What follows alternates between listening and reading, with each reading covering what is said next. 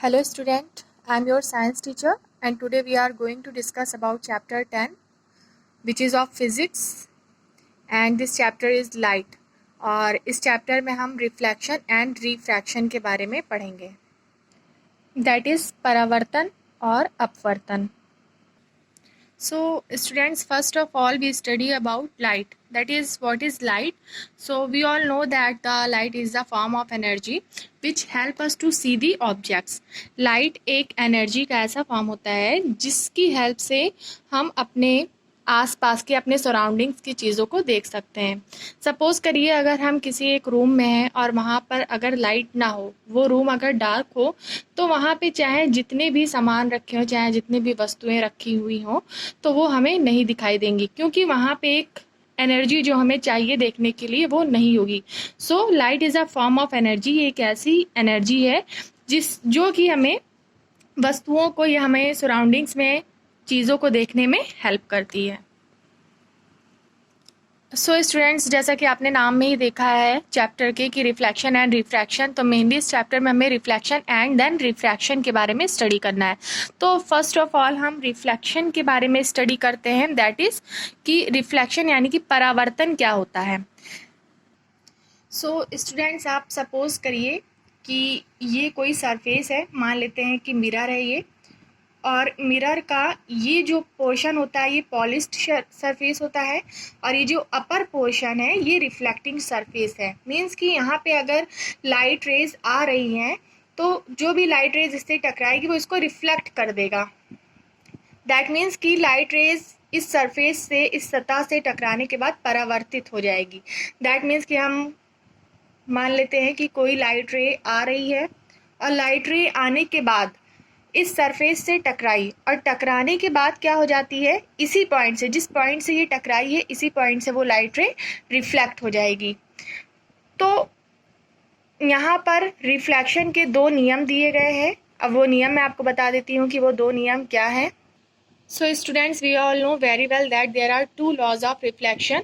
तो first law क्या कहता है? The first law is that the angle of incidence is equal to the angle of reflection. देखिए, सबसे पहले ये समझ लेते हैं कि एंगल ऑफ इंसिडेंस क्या होता है और एंगल ऑफ रिफ्लेक्शन क्या होता है. जैसा कि मैंने बताया कि जो सरफेस है, अगर यहाँ पर कोई भी लाइट रे फॉल होगी तो सबसे पहले ये एक रे है. रे मतलब होता है किरण. अगर कोई भी लाइट की किरण किसी भी सरफेस पर फॉल हो रही है, फॉल मतलब होता है इंसिडेंस होना, मतलब कि गिरना, मतलब कि आपतित होना. अगर किसी भी सरफेस पे कोई भी लाइट रे आपतित हो रही है, गिर रही है, देन दैट मीन्स दिस रे, अभी हम एंगल की बात नहीं कर रहे हैं, we are talking about the ray. तो this ray is known as the what? This ray is known as incident ray, क्योंकि ये इंसिडेंट हो रही है. So this ray is known as incident ray, क्योंकि ये इंसिडेंट हो रही है, दैट मीन्स कि फॉल हो रही है. अब ये किसी पॉइंट से टकराई और उसी पॉइंट से ये बैक जा रही है, दैट मीन्स कि वापस मुड़ रही है, और जाने वाली रे क्या कहलाती है? रिफ्लेक्ट हो रही है. That means this ray is known as reflected ray. अब अगर ये लाइट रे फॉल हुई है तो ये कोई ना कोई एंगल बना रही होगी. वन मोर थिंग, इंसिडेंस रे और रिफ्लेक्टेड रे के बीच में अगर हम देखें तो यहाँ पर एक परपेंडिकुलर बन रहा है, and this perpendicular is also known as the normal, जिसको हम n से रिप्रेजेंट करते हैं, इसको हम नॉर्मल बोलते हैं. दैट मीन्स कि यहाँ पर एक अभिलंब बन रहा है. अब देखिए, इस नॉर्मल और इस रिफ्लेक्टेड रे के बीच में ये जो एंगल बन रहा है, इसको हम क्या बोल सकते हैं?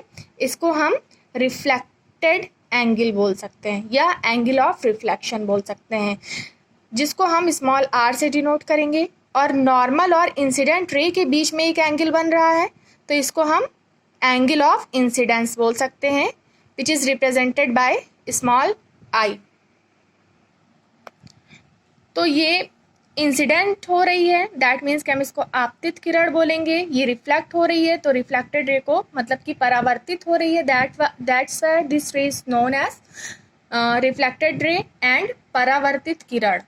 और परावर्तित किरण और नॉर्मल यानी कि अभिलंब के बीच में जो कोण बन रहा है उसको हम क्या बोलेंगे?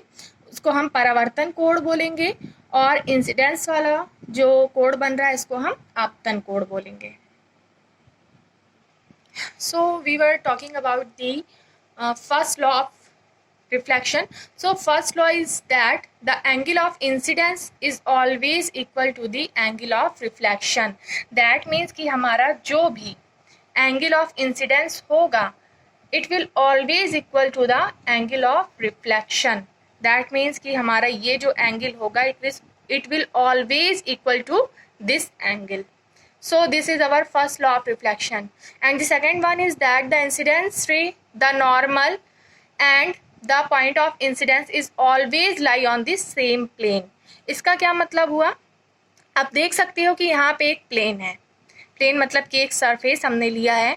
अगर उस पर कोई लाइट रे इंसिडेंट हो रही है, कोई लाइट रे दैट मीन्स कि इंसिडेंट रे इंसिडेंट हो रही है उस पर, और उसी पॉइंट से हमने क्या यहाँ पे क्या ड्रॉ कर दिया, एक रिफ्लेक्टेड रे ड्रॉ कर दिया, क्योंकि जिस पॉइंट पर इंसिडेंट होगी लाइट रे उसी पॉइंट से वो लाइट रे रिफ्लेक्ट भी होगी, और उनके बीच में हमें एक परपेंडिकुलर मिलेगा, दैट मीन्स नॉर्मल मिलेगा, दैट मीन्स कि एक हमें अभिलंब मिलेगा.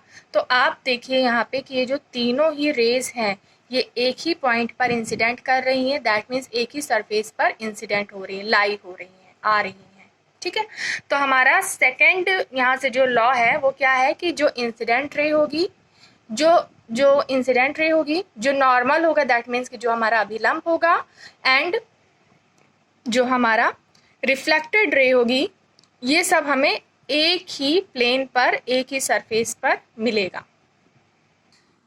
So students, here our next topic is spherical mirrors. गोलीय दर्पण. स्फेरिकल मतलब क्या होता है, गोल.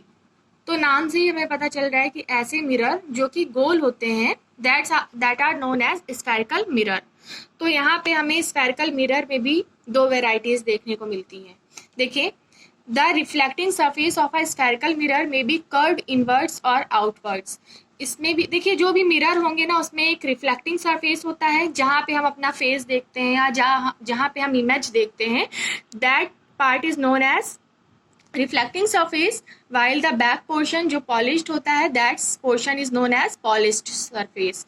तो ये जो स्फेरिकल मिरर होते हैं ये हमें टू वेराइटीज इसमें देखी जाती हैं.